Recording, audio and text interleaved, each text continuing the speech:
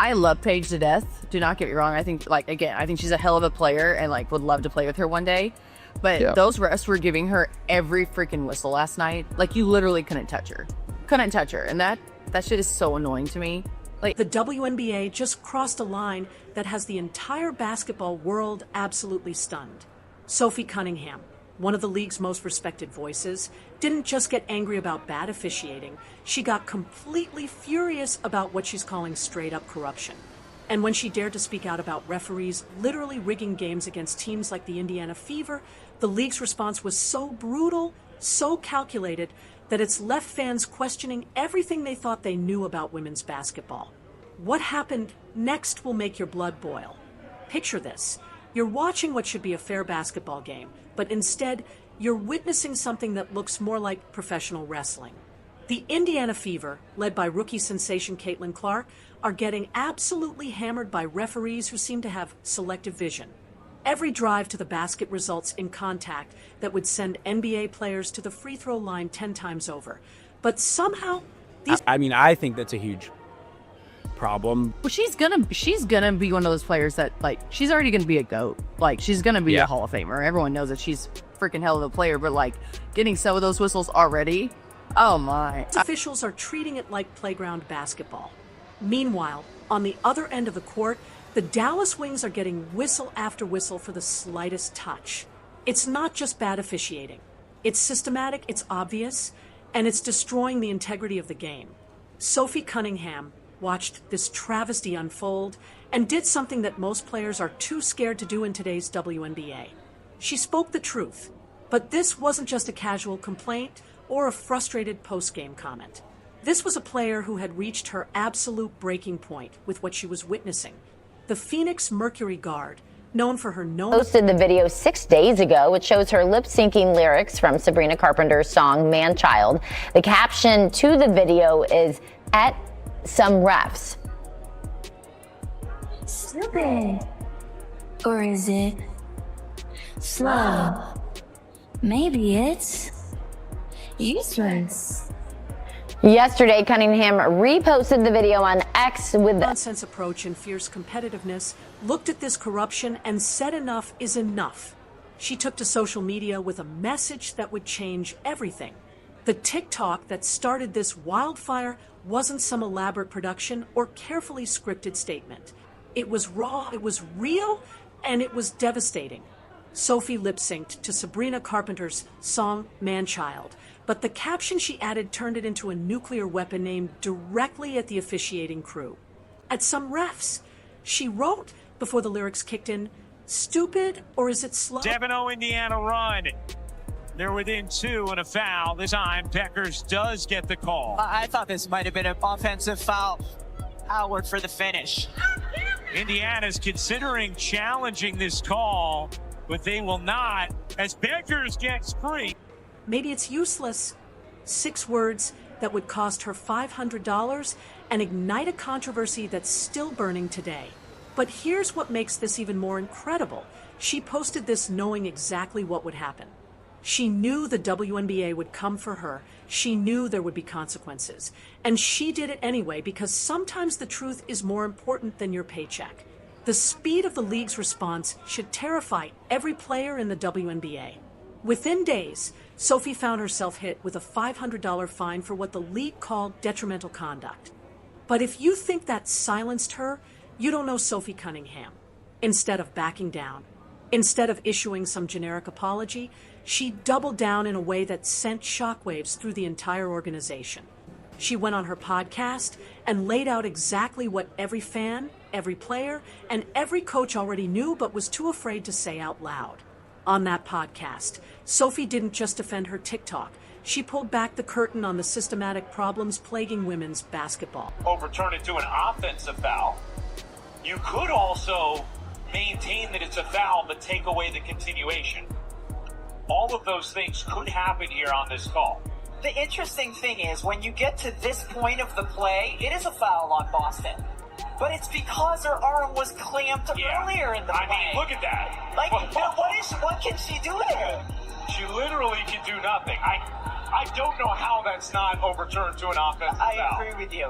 That looks about as clear as it gets. And you saw how quickly Stephanie White. She talked about the league-wide frustration that players feel every single night. She described games where obvious fouls go uncalled, where star players get targeted, and where the inconsistency is so blatant that it feels deliberate.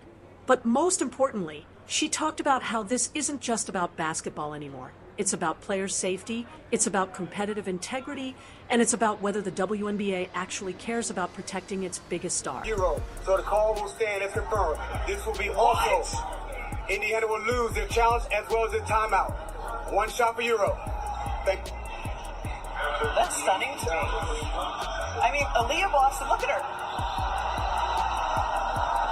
Lee puts her one hand down and then pins Boston down with her other arm. I gotta say, Rebecca, I'm sure we'll get an explanation from Sue Blau.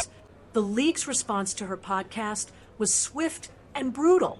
Another $1,500 in fines, bringing her total to $2,000 for the crime of telling the truth. But here's where this story gets absolutely insane. The WNBA wasn't done. They pulled Sophie aside, not in private, not in some discreet meeting, but in front of her teammates, and delivered a message that should chill every player to the bone. They're going to find you again. This wasn't feedback. This wasn't constructive criticism. This was a threat. The league was essentially telling one of their players that if she continued to speak out about obvious problems, there would be more consequences coming. Think about what this means for a second. In the NBA, players like Draymond Green have built entire careers on calling out referees challenging calls and speaking their minds about officiating. Charles Barkley became a beloved icon partly because of his willingness to tell uncomfortable truths. The NBA doesn't just tolerate this kind of honesty. They celebrate it because they understand that passionate criticism comes from a place of caring about the game. But in the WNBA, speaking out about obvious corruption gets you fined, threatened. Putting her hands on Sophie to shove her up. You see Sophie's hand in the air. Both hands are in the air right here. And Paige Beckers is shoving. She is shoving her clean off. Boom. Pushed her right into Howard. Pushed her into Howard. Now she's wide open and waiting for a pass like she just didn't do anything. Like she just didn't do anything. Wide open down here. Look at her. And then all of a sudden you get the whistle. And look at the ref. You see the ref? You see the ref right here. Calling the foul. And guess who the foul was on? And essentially told to shut up and accept whatever happens. The contrast is mind-blowing and reveals everything you need to know about the cultures of these two leagues. The NBA has transparency, replay centers that openly admit mistakes, and officials who face consequences when they mess up. Players can voice their frustrations without wondering if they're going to get a call from the league office the next day. But in the WNBA, criticism is treated like treason, and the people pointing out problems are punished more severely than the people creating them. Here's where the story gets even crazier. While Sophie was getting hammered with fines for using her voice, actual danger. But when it is a simple call right in front of your face multiple times, what are you doing? What are you doing? What call are you bugged out? All of them. Most? Everything? It's just they're just so inconsistent. That's my thing. If you're on the other team and you're going to be fouling the shit out of me, yeah, cool. But let me do it to you. Let you, yeah. You know what I mean? You want consistency then. Yeah, just give. And I think that's players across the league and new fans across the country. Everyone's what is going on with the refs? And I'm I don't know. And you finding me 500 plays were happening on the court with zero consequences. Caitlin Clark, the biggest star the WNBA has seen in years, was getting blindsided, hacked, and targeted game after game. Marina Mabry's blindside hit that could have seriously injured Clark? No fine. Dejounai Carrington's near eye poke that came inches from ending someone's career? Nothing.